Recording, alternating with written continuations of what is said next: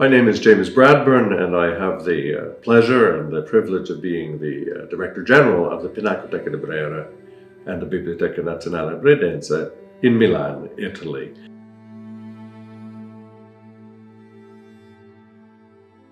The prime function of the museum, beyond the mere preservation and protection of the works that it has, is to create new value with them. Now, what we have learned in the past 2 years is that public access to museums is not a given. In this regard, high-quality DAWs satisfy an urgent need to have the images available in the highest possible resolution to the public whenever they need to see them. They can be seen at home, they can be seen in other museums, they can travel. This allows museums to expand the reach without compromising the experience of the original, a perfect reproduction that you can have in your own house. You can wake up and be enchanted by Modigliani's Head of a Young Woman. This painting is extraordinary in several respects. It's a very perceptive portrait, and it's also a portrait of a person we know. In fact, it was Beatrice Hastings, who was related to, i.e. in a relationship with Modigliani when it was painted. So it shows a particular sensitivity, not to an ideal form of a head, but a real person that he was looking at. Its emotional intensity is exceptional. Another extraordinary DAW is The Kiss by Hayez. Now, at first glance, it's just a couple kissing, which in itself is not that extraordinary.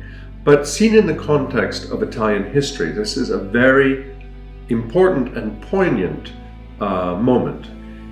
It takes place during the reunification of Italy, when Garibaldi was prevailing to take over the Italian peninsula. It shows a couple kissing, but this is clearly a soldier in Garibaldi's army. And he's kissing goodbye to his girlfriend, perhaps for the last time. The shadow behind could, according to some, represent the imminent threat of the Austrian soldiers that this young man is going to face, and at whose hands he may possibly die. Sono Alberto Rocca, direttore della Pinacoteca della Veneranda Biblioteca Ambrosiana in Milano.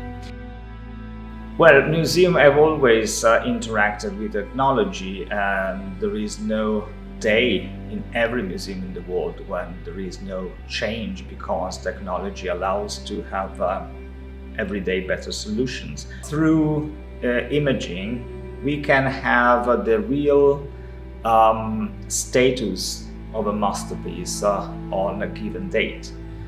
So for instance, we know how the canestra was, or how the musician was when Cinello made the photographs, and this is always very important because this is also something that has a documentary value.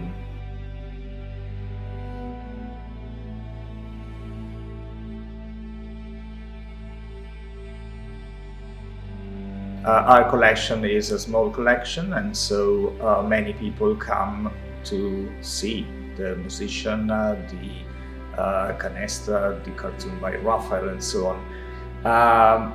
We are sure that the basket of fruit by Caravaggio came with Federico Borromeo, our founder, to Milan in 1601. And yet we know nothing about whether it was a purchase, a gift, or a commission directly wanted by Federico Borromeo. We don't know when the musician arrived to the Veneranda Biblioteca Ambrosiana exactly. Some people think that it arrived with the donation of Conte Galeazzo Arconati in 1637, but we have no records of it. The portrait of a musician was painted in 1485, a period when Leonardo had a keen interest in optics. And should we look at the eyes, the two pupils are different. One is smaller and the other one is bigger. This is because Leonardo understood that the pupil becomes larger during night and is smaller during the day. It's very important to understand that the original is always going to be the original. The original is the object that could have been done differently.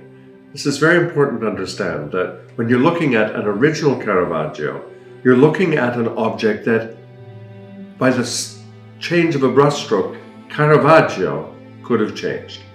Once it's done, it then becomes something different. A high-resolution digital image then allows you to get the content and the depth of the painting in a way that will never confuse it with the original. It will never be the object that could be changed, but it's an object of extreme power, and when it's digitized correctly and with love and attention, it can communicate many, not all, but many of the aspects of an original. In fact, in some cases, a digital reproduction can be more powerful as a visual experience, even when it is less authentic as a document for scholarly research.